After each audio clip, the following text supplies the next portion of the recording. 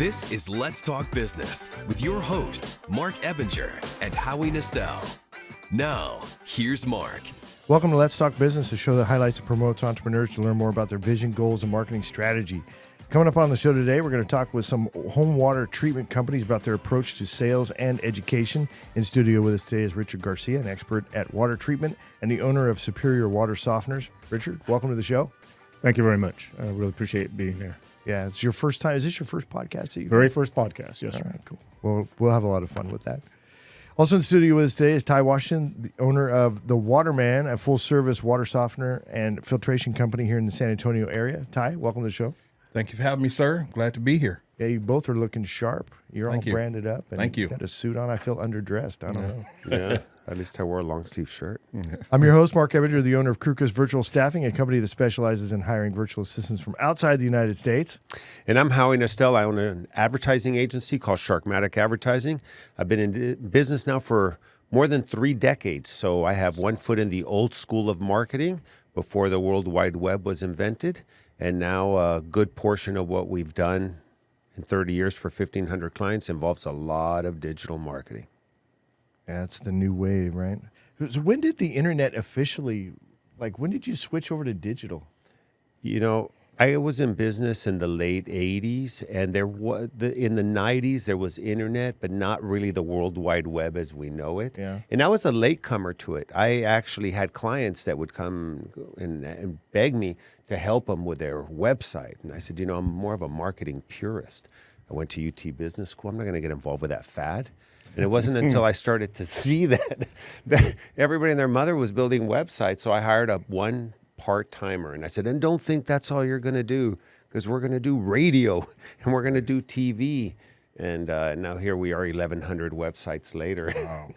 It's amazing, It's man. the internet, whether or not you get a lot of word-of-mouth referral, which is great for a lot of businesses, the epicenter of where business gets done is on the World Wide Web. People go and look at your backgrounds and go connect with you on social. And that People kind of do stuff. their due diligence, right? Which is checking you out on social media to find out, are you relevant in your space or not? So you guys pay attention to your social media quite a bit? Oh, yeah. You do? Yeah. I Tye, do. I have a team that kind of helps me to manage that process so that I'm relevant.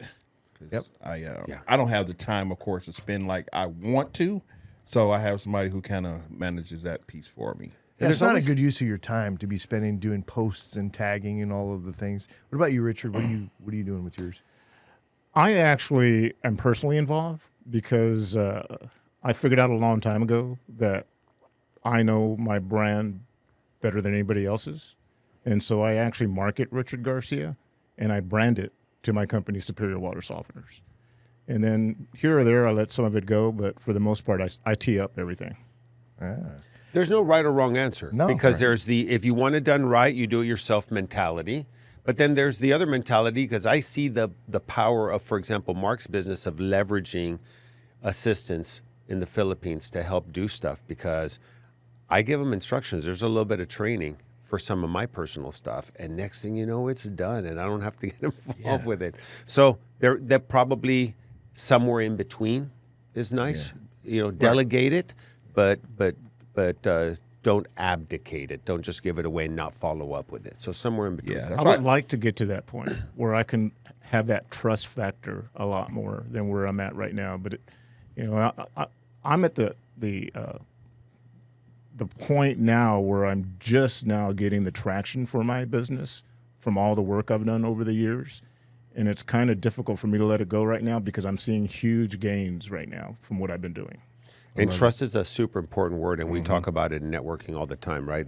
The motto is get to know, like, and trust somebody before you can do business with them. And that's Very important, important. especially for entrepreneurs who are not spending OPM, other people's money, right? We're spending our own money. Right. And Yes. so we want to know that we could trust them, because so many vendors, I would say, have let us down, right? We all have a little gray hair. We've been in business for a long time, so we know better. One of the best feelings in the world for me is, I've put a lot of time into my virtual assistant folks, and two of them have been with me for over a year, right? But developing that trust and honing in on, hey, this is the way Mark wants things done, is tremendous. Because when I get down, when I was out sick, my machine went just fine without me, other than being here in the podcast because that's me. But everything else ran smooth. So getting to that point where my business isn't solely relying on myself and it still can be consistent. Plus, I'm a bit of the entrepreneur that I get bored. Mm-hmm. You know what I mean? It's like, I'll do social media, but I'm not going to do it 3 days a week, 5 days a week, twice a day, hit stories and reels and tagging and all of it. That just wears me out, right? So it's like understanding that there's fatigue there that I want to avoid by getting people in the right place and then bringing those up. And then they're good at their job. And I feel like I trained them and they know what I want. That's a really good feeling for me in building out my business. Different approach, but one that I've enjoyed very much. Yeah, I'm interested too, Mark, in kind of understanding that world that you've opened up with your support now, and what that looks like because I may be interested in employing something like that into what I'm doing to leverage some of my people's time. Yeah, well, Mark will talk about it, but, I've heard friends that have VAs through Mark that have the virtual assistants helping with setting appointments, follow-ups, getting questionnaires out, posting on social media, organizing files. So it's almost tailor designed for what your needs are. Yeah, $7 an hour goes a long way too. I used to joke that if you can't make $7 an hour into $15 an hour, you should look at your business model, which is a bit crass. But having that leverage of being able to hire and fire as you need to, and having a great employee that's very, very skilled in their area, it's revolutionary, man. And when you can leverage $7 an hour and just keep going, that's awesome. I had one point I had like 27 employees. You know what I mean? I've had to scale back and as I pivot around. But like our event that's coming up, I've leveraged like 99% of that big event that's coming up. Yeah. I hope you guys are going to be there on Thursday. Yeah, I think they sent us something on that. I think we asked for it. Yeah. Awesome. I just gotta. You see, if you had a VA, you would have already had your ticket and everything. Yeah, right. Well, let's get into one of my favorite topics. You guys don't know this about me, but water is actually something that I am passionate about because I like my long hot showers, and people don't realize that is steam, hot steam you're going out. And if there's a whole bunch of chlorine and a whole bunch of nastiness in there, you're just breathing that in. So, it's beyond just being able to have decent water come out of your tap that you can drink and so forth. It's way bigger than that. And I didn't realize how bad things were in San Antonio until I've had a few conversations with folks in the past. And so I'm really excited to learn about what you guys are doing. So, Richard, we're going to start with you. Let's give me a little bit about your background and what led you into the water treatment business. I would say the biggest part of what has made me successful was my military background. At 17, I took my first order from Vice Admiral Callahan, Admiral of the United States Navy. I was in the top secret world, and he stunned me, gave me a direct order. That helped me be able to communicate with people at a much higher level. Fast forward, I had bought our first home back in 2003, and I was working for Time Warner Cable at that time, doing door-to-door sales, and we needed a water softener. Somebody came to our house trying to sell us a $7,000 to $8,000 water softener, and I kicked them out. I said, there's nothing in the world that's worth $8,000 on water treatment. No way. I went to go look for a water softener, went to one of the big companies in town. I don't use any names. So I went to one of the big companies in town. They did an interview on me, kind of question and answer. Before I knew it, I went from door-to-door sales, selling cable TV, to selling water softeners. My claim to fame, or my favorite statement, is I can sell ice to an Eskimo. I can sell anything. However, I can't sell it once I realize the product is bad. And when I realized that I was selling a bad product, then I switched companies. Went to another one. Same problems, different name. Went to another one. Same problem, different names. I then decided that I could create a better widget because I cared more about the water. So I set up my company just like with the kind of equipment that they were selling. Guess what? I had the same problems. My systems were breaking down. I was finding filth in water softeners. I couldn't understand it. I almost got out of the industry. I mean, I just felt that I could not sell something that was so filthy because I just couldn't do that. I'm selling somebody a system to clean their water when the inside of the water softener, the system was filthier than dirt on the street. I mean, it just really was. So I went in search of and found a guy at a Water Quality Association trade show, PhD in water, brought him pictures, brought him videos, and he helped me understand what I was confronting within the water softener environments that I was in. He gave me a recipe. He said, these are 4 things that you have to do in order to not have the problems that you're finding in the systems out there. So he said, basically, you do these 4 things, and I won't go into all that. It's a long story. You do these 4 things, and you will be able to have the best system on the market. This is 2008, 2009. That's where I came up with this product right here, which is a sanitizing product for water softeners. What most folks don't realize is that a little bit of everything that goes into the water stays in the water filtration system.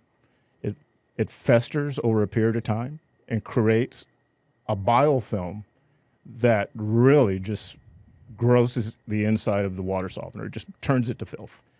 So once I applied this application, the 4-rule recipe that he gave me, my systems seem to have gotten over that hurdle of breaking down. I've had people tell me I bought 4 systems in 20 years. Why should I buy one from you? What makes you different? Well, nothing made me different until I came up with a mentality or philosophy of clean water. So I call myself the clean water expert now. So does the system matter as much as the sanitizing solution? Or are they both required, or what's the deal there?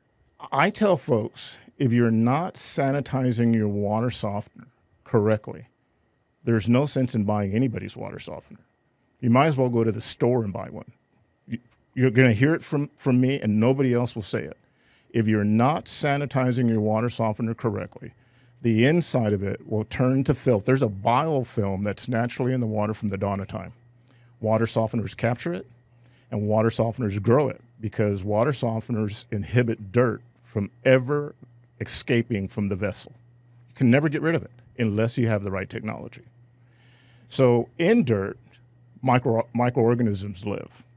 Once they get into any dirt, chlorine gas, chloramine gas, which the cities use to make our water potable, can never penetrate the shell of any turbidity. But let me back up just a little bit, just to bring clarity to this. Can anybody with any water softener overcome this challenge of this? I guess the absolutely not. So the equipment does matter just as much as the sanitizing portion has to be a key factor. There has to be an action plan in effect from the time you fire up a water softener. Immediately from the time you let any water into your water softener, the biofilm is a stickum and sticks to everything and multiplies on itself and then eventually rots from underneath. How does somebody know if they have this problem? Everybody, most companies will tell you when you have this very slickish feeling on you, because I get asked all the time in the beginning I've been in the industry for 23 years. I feel this extra slippery feeling, like a slimy feeling we can never get off of ourselves. Well, I was trained by the companies that I work for to say that's soft water. Well, fast forward to me finding the PhDs that I talk to in water, comes to find out that really is a low-grade bacteria that grows in water softeners. It's not going to kill you, but it's just something that bonds on itself, and eventually, I have pictures on my website, eventually turns into a orangish type color to a dark brown color to a black color that secretes out of the valve head and every orifice, even bonds itself as in an algae form inside of your water softener. Again, I have pictures on my website. It literally creates a biofilm gel or film that sticks to everything. Howie, do you know what he's talking about? Have you felt what he's talking about? Well, I don't know necessarily that I feel it as a sliminess, but I do feel it like like there's something, like sometimes I feel like I still have some soap on me. Right. But that's probably... That's not soap. That's not soap. That is, with the solution that I found a manufacturer out of Texas that had a product that advertised to take care of the issues that I'm addressing or talking about. I tested it out on just a certain segment of my customers, and immediately that feeling, that extra slippery feeling, went away. They didn't get a chalky feeling or chalky skin. The hard water spots were gone. Everything was the way it should be, but that slickish feeling went away. Over the years, I used to do pulling. I pulled out just about every water softener from every company. I've been doing this, again, for 23 years. I would literally dissect. I called it the water softener autopsies of everything that I would pull out. And I would take pictures, videos. I would literally saw open valve heads and look for flow rates, because the only way that you can clean a water softener correctly, a couple of the parts are, you have to have an aggressive backwash. Most water softeners backwash at 0.5 gallons of water per minute. In order to flush dirt out of the bottom of a water softener, you got to be backwashing at a minimum of 3.5 gallons of water per minute. You can't do that on 1950s technology. 98% of the industry today sells 1950s technology. Mm-hmm. If you're not buying a higher quality system, you might as well go buy one from the store. So let's say you have a higher quality system, mm-hmm. and you buy Richard Garcia's secret solution. Are there directions there on how I use it, and then will it improve my position, or does this, like you said, have to be started right when you first fire it up? If not, there's no value in putting it in. No, well, there will always be value. What I say is, if a colony, and I posted something today, this morning early, about a little manual. I call it my Bible, that talks about biofilm colonization in water softeners, which is one of the reasons that you have to sanitize your water softener. Immediately from the time you turn on your water, the biofilm that's already coming from lakes, rivers, and streams will filter in to your water softener. It will start sticking immediately to the inside, immediately.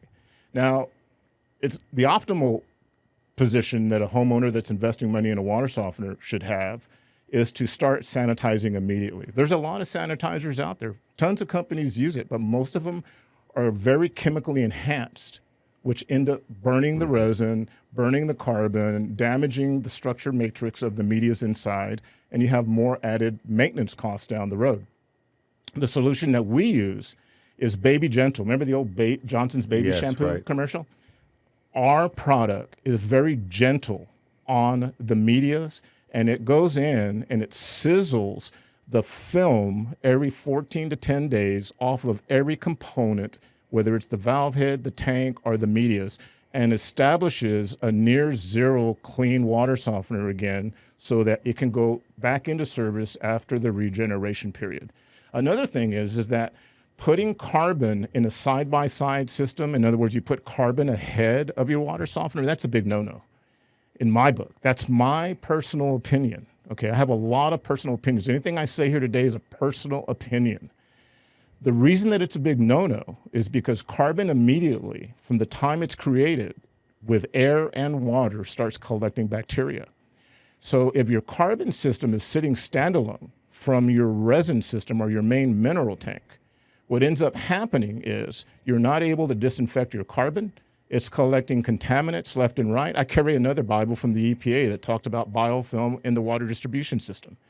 Every time you turn on your water, if the carbon eventually gets exhausted to the point where it can't collect any more contaminants and suck them in, the contaminants get stuck on the outside of that carbon. And then more bacteria or film grows on those tags. I call them tags, TAPO tags. And so every time you turn on your water, the shake of the water as you turn on your water vibrates that carbon, and those TAPO tags, which are called biofilm tags to me, that's my opinion again, release and go into your home. You're cooking with it, you're drinking with it, you're bathing with it. The problem with this is if you look up biofilm on the internet now, you're going to find out that biofilm is believed to be 70% the cause of our physical ailments today, all the way down to the inability of our skin to regenerate correctly.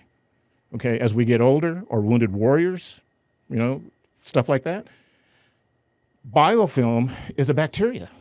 So if it's sticking to your body, you have a bacteria fighting you trying to heal. That is my opinion again. I'm not a doctor, but I have read. Yeah, but it makes sense, I'm sure I have a Band-Aid here because this thing hasn't healed since last Friday and I got cuts, you know what I mean? And then, but I didn't make that connection. I'm not thinking about that. How does somebody know if they have a problem? I mean, how is the layperson going to understand if they got a problem? Without jumping from, I don't know if I have a problem, to I must have a problem because I don't have the right system. How if you own a water softener and you're not sanitizing, you got a problem. How often should you be sanitizing? Every regeneration. This solution sits inside of a canister in a salt tank, and it drips 1 milliliter of the solution. It's concentrated per 10 to 14 days. Every time the system regenerates, my systems have stacked carbon. So a lot of companies put a little bitty bag of carbon inside of the mineral tank and say they have a 3-in-1 system. I mean, there's a company out there that advertises and goes on all the morning shows and says, I have a 3-in-1 system. I used to sell that system. I know it inside and out, like the back of my hand. It's not all that. So you have to be running some kind you of have to be running some, and there's a lot of them. You just have to be careful on what you're allowing somebody to sell you to put into that system.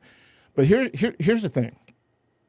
If you put carbon inside of a resin tank and it's in the same chamber as your resin, that is a no-no. Because then if you're not sanitizing, you got to change your carbon out at least once a year. Okay? You have to. So in our systems, I use a dual chamber system. So it has 2 chambers. You have a bottom chamber for the resin, you have a mid plate, and then you have a second chamber on top where the carbon sits on top of your resin. It never commingles. And so every time the system regenerates, I'm sanitizing the carbon to minimize bacteria growth and biofilm growth on the carbon, the resin, the tank, and the valve head. All right. Okay, so this drops in when you say the mineral tank, like the salt tank? Yeah, in the salt tank. So it's in a canister. So it drops in there, and it's like timed or whatever, some kind of release? Gravity fed. Gravity fed. Right. Oh, great. I probably have, I've been doing this since 2007. I introduced this product in the testing phase at about 2008, maybe going into 2009. By 2010, it was my number one product that I was putting out there. I clean water. I don't sell water softeners. Mm-hmm. I just happen to use the best technology that there is around to filter water, and then I make sure I clean the systems on a regular basis. I probably have 1,600 customers on this solution, and they all love it. How often do you buy that? I just ordered 4 more cases. Well, is a homeowner going to go through one of those a month or one of those a year? What is 2 a year. 2 a year. Okay. And we set everybody up on an annual service call. So we're proactively, and not only do we go and show up and service the equipment, but we wipe down the equipment. We clean around the water softener. The salt tank is not a sealed component. We get into a dust storm, or the homeowner's blowing the leaves around with the garage door open and he's blowing dust all over the system. The systems get dirty. You're setting yourself for failure because now the dirt is going to get inside of the salt tank. It's going to suck that dirt into the system. So you service the water heaters or the water softeners as well? Yeah. Oh, I love that. All right, Richard, we covered a lot of ground. If folks want to get in touch with you, how do they do that? You look us up on the website, send us a forum contact, or they can call us at 210-792-0962. And what's your website address? swsofteners.com. Okay, cool. I like it. Simple. Yeah. All right, great job, Richard. Thank you. You wouldn't know that was your first podcast, but Right. Thank you. Great job. All right, next up on the show is Tye Washington, the owner of The Waterman, a full-service water softener and filtration company here in the San Antonio area. So, Tye, welcome to the show. Thank you, sir. Thank you for having me. Yeah, you're welcome. So, tell me a little bit about your background, how you ended up in the water business. So my story is very interesting, man. I am originally from Detroit, Michigan, born and raised. Go Lions. Yeah, I just watched a thing on Barry Sanders. That whole thing. That was a good documentary. Yeah, man. He was amazing when he did play, and he just exited just crazy, just left. Yeah. Something real crazy. But originally from Detroit, Michigan, man, the industry that I was in prior to when I lived in Michigan, I came from the mortgage banking space. I worked for a company you guys may have heard of called Countrywide Home Loans. Oh, yes, I'm familiar with them. Mm-hmm. And then Bank of America bought them or something, right? Or Yeah, so I always think when I tell people when they think about Countrywide during the 08 crash or the mortgage meltdown, they were the leaders in that folly. Mm-hmm. So during that time, I was a sales trainer for Countrywide Home Loans in the Detroit area. I was the top producing loan officer and trainer there, so which was good. So I've always been in the, I like to say the people business. We do whatever we do, but we're really in the people business. Then being in the mortgage business, being able to train and still help people, to ultimately move here to the Texas area and knowing nothing about a water softener. My first experience before I technically moved here, my wife, her job, she was here working or whatever, and I would hear her talk about how bad the water is even before I had physically been here to experience that. So, of course, shortly after moving here, not really thinking about the water, but, how am I going to work, how am I going to eat? I didn't want to get back into the mortgage banking business because I really had a bad, that last 08 was really nasty. Lost a lot, man, but God has blessed us. Anyway, moved here and first got off when I got here was to go and get a job back in the mortgage banking space because that's what I knew, but I didn't want to do that. My brother-in-law at the time, he was selling home security, door-to-door sales. And he said, man, maybe you want to come out and check this out and see if you like that or whatever. Long story short, I did door-to-door sales selling alarms. And then finally one day, I saw that he was not only selling security, but he was selling water softeners by the way. That was his, by the way. So I created a whole by the way program from that. But anyway, fast forward, I really became more intrigued about the water than I was security. So I became a student and went the internet, tried to learn everything I could from YouTube, and finally worked for a plumbing company first here who knew nothing about water softeners. It's unbelievable. So people who, I won't call their names like Richard, don't call any names. Right. They knew nothing. They would basically say, go sell, all the water softeners you want with zero training. So we did, and lucked up. People, they know that they need them. And if you say the right words or whatever, they let you in and they buy. Well, anyway, I wanted to go deeper and find out more. So I went in, took the class with the WQA to get my certification or license and all that stuff. Then I ended up working for a water softener manufacturing company where I wasn't selling water softeners per se to homeowners, but we were working to sell water softeners to plumbing companies. So a lot of plumbing companies around town that were using our product, we offered them training or, how to sell a water softener. Yeah, so when they have a Tye working for them, they're not just sending them out selling. So you kind of give them some education behind, what's going on. We offer the product and then the training behind how to use and sell our product, which that worked out for a while. And then the guy that I was working with then at that time, we decided to go into business and we started a company together that ended up not working well. We didn't stay together long for different business models, I guess. And I went out on my own and I started a company. So I was just a sales company. And that's when the Tye the Water guy whole little thing started. The networking and, door to door. So I was doing everything I could to get business. I met my business partner who had been at that point, he was in the water business, I think probably like 30 years at that point. And he was actually one of my installers. I hired him to install for me because that's what his main claim to fame was, because he'd worked for all the major companies, the Connecticos, the Rain Soft, Hey Culligan Man. He worked for all those guys. So because I wanted to do more, be more to a customer than just a sale, because there's so much aftercare, like Richard talked about, the servicing, the filter changes, and that I didn't have the capacity to do that because I just wanted to go and sell and educate. Well, my business partner, Fred Winiger, who was, I called him my Moses of water at this time, because this guy knew, about water softeners. He knew all of our competition, how their systems worked and all of that. So I said, look, man, I think we should come together. I'll go out, sales, market, and, train and do all that stuff. And you just handle the installs and the service and all that. So we ended up combining our efforts. Thus, the Waterman was born. So we've been blessed now to be working together. Probably, I think this is going in our 8th, 9th year together as the Waterman. And, man, we started with 1 truck and my car.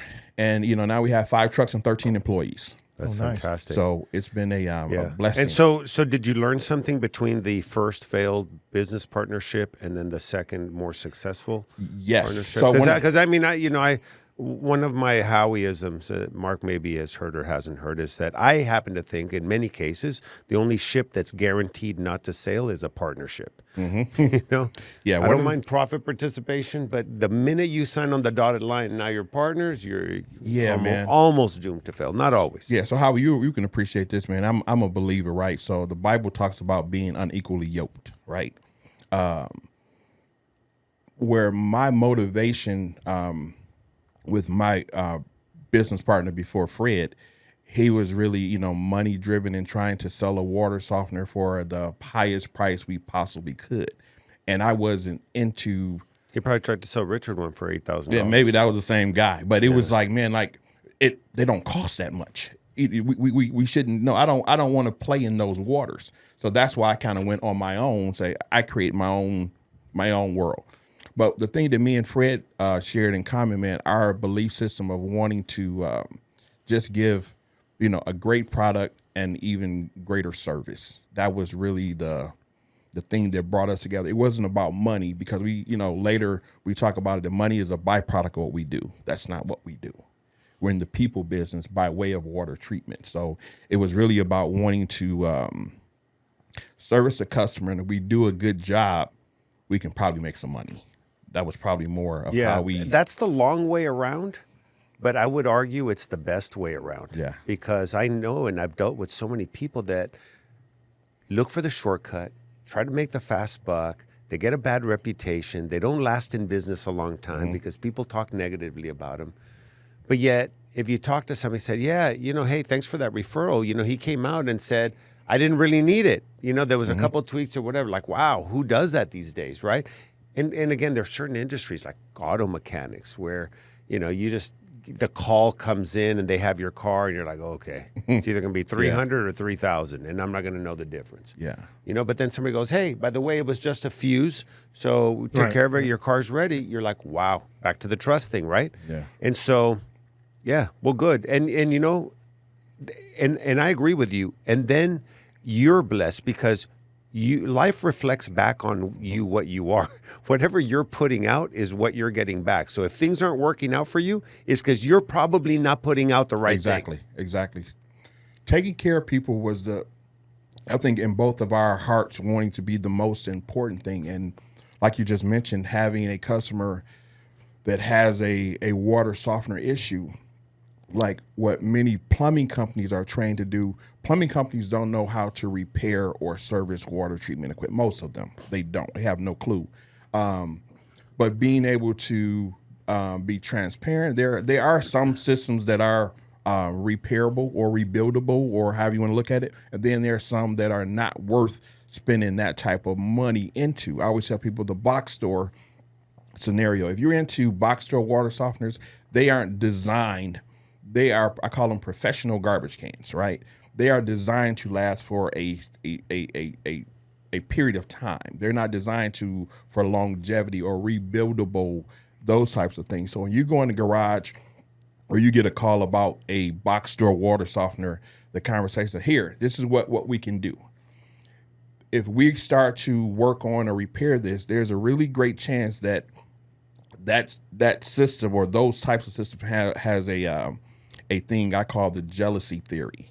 The very moment you fix what's wrong with it, the next month there's something else that's going to break or go wrong with it. And there's something else in there is jealous and wants that it wants to attention. be fixed. It wants to be new too. So you go down this rabbit hole trying to repair a $300 water softener that you're like, look, if you're just into the box store system, go get another one of those and we'll just install it. I can save you a whole lot of money and time if that's what you're into. So that's what's more really important to us. Like, man, I'm not just trying to go and sell a new water softener, which would be great because we can make money. But the whole thing is letting the customer know that they have options. I would love to educate them about the different technologies and things that we'll talk about that I'm sure in the show, because the water treatment space has evolved. Like you talked about the older technology, there's definitely newer things happening and, making the customer aware. I think that's where a lot of water treatment companies have fallen short and not educating themselves and making themselves abreast in the changes of what's happening in the industry and knowing the proper equipment to recommend to your customer, because we deal with a couple of different waters, dealing with what we call your municipal water and well water, right? Municipal water, for the most part, most water treatment companies we figured it out. We know the water sucks, we know the water is hard, and we know it has chemicals in it, right? And there's a solution for that. Yeah, and a lot of times the pressure's too high when it comes to your house. And you need so regulate there are things that being able to educate and knowing what to look for, and so that the customer is prepared. Because, like I said, the traditional or the water that we deal with on municipal water and dealing with well water is a whole nother class. It's a whole nother conversation. So I can't, in most cases, put the same equipment that I put on somebody's well water versus somebody who has, city water, municipal water, or somebody who's paying a water bill. It can be a totally different conversation. So education, if anything, I want people to know about what we are. We are first a educational company, and we sell water treatment, by the way. All right, perfect. And I have a question for Mark. Are you kind of a conspiracy theorist in the sense that there is such a thing as planned obsolescence, where equipment is being made to last a certain amount of time and it's engineered that way? Or do you think that... Well, remember when refrigerators used to last forever? You know what I mean? They don't anymore. It's 5 years or whatever, 10 max, and you got to do that. So, yeah, I think that, parts wear out, and there's definitely an incentive for a company to be able to come out and service those things on a regular basis. So I like to spend on quality that's going to last, but there's so much here. I don't have a monthly service on my water softener. Had never heard of this sanitizing solution type situation before. I think there's a whole lot left there to talk about. But Tye, as we wrap up, because we only have a couple minutes, but I wanted to get your take on do you guys do monthly service? If you do, what does that look like for folks out there? Typically, our service, we don't have a monthly thing per se, unless it's a special equipment that we do with commercial quality RO systems that require a little more attention. That we do a lot of breweries or businesses that make their own beer, like Weathered Souls. You heard those guys. Yes. So we install their equipment to make their beer. Some of those may require a little more attention than your home that has a reverse osmosis. Typically, those filters, we address those annually, right? Because you have the water softener, carbon filter, all this other stuff protection ahead of that reverse osmosis system. So it doesn't need attention every month, but at least once a year, or 12 to 18 months is usually that window of when that would need to be addressed. So there isn't per se a monthly thing that we offer that we find that's needed. But every company is different. Like what Richard offers, that's a great for what it's used for. There's another version of that we use, and it's like what I use it at your house. Yeah, I remember you poured something in there. Right. So mine is more. they won't call it a disinfectant, but it's more designed to because you didn't have a. I think the reason I really wanted to pour it into your system was because I think you had let your system run out of salt. And what happens when your system starts to, if you're not keeping up with the salt requirement, what happens is over time, because when your house is plumbed with, you have a water softener. Every drop of water is coming into your water softener before it goes into your house. Salt is very important in the process, more so of cleaning than it is softening. So I tell people, think about salt as being soap. If salt isn't present when the water softener needs to go through a regeneration cycle, it can't clean itself. So because salt is not present, what happens is the water softener is still going to go through the process of trying to clean itself. But it's still that dirty water, for lack of a better term. Now it's starting to collect more because those resin beads we'll just call them magnets. They're constantly trying to attract that calcium and magnesium ion, right? And as it's continuing to getting coated over layers and layers of that calcium is the reason that stuff that I put in your system is to help to loosen the stuff up that has gathered on that resin bead to help it to clean itself in the regeneration process because it is layered because you didn't have salt in the system when it was ready for it to take a bath. Right. Makes sense. All right, cool. Covered a lot of ground for sure. Really Tye, did. if folks want to get in touch with you, how do they do that? You can, of course, always call my office. My office is area code 210-664-1111. And my personal cell, 210-379-6909. And we also have a website, sawatersofteners.com. And you can follow me on, the Waterman, Facebook. And I also have, they branded me Tye the Water Guy. I have a Instagram and I have a Facebook page. And of course the Waterman has those things too. But my people branded Tye the Water Guy because most people don't think about the Waterman, they think about Tye the Water Guy. Thought of that, yeah. And Mark is in that referral group that and I know you've come back out to visit, but yeah. So Tye was a member way back when. Yeah, that's what he was saying earlier. Yeah. It's awesome. All right, as we wrap up the show, quick reminder, check out our latest podcast and catch video version of the show anytime by visiting our website at satalkradio.com. That's going to be it for us for this one. Great job, everybody. You guys have a great week. Thank you very much. Thank you, sir. Appreciate it.